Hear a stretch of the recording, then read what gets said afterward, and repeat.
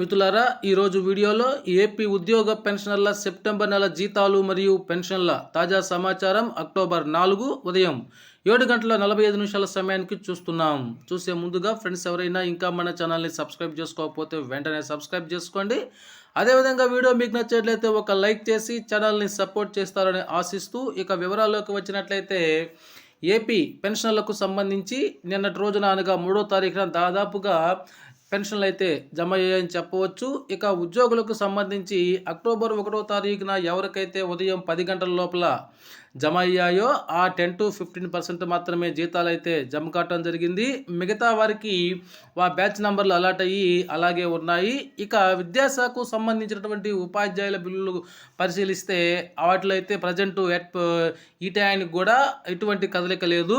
ఆ బిల్ యొక్క payment pending status కనుక మనం చూసినట్లయితే అది వెయిటింగ్ ఫర్ ఫండ్ క్లియరెన్స్ దశలోనే చూపిస్తూ ఉంది.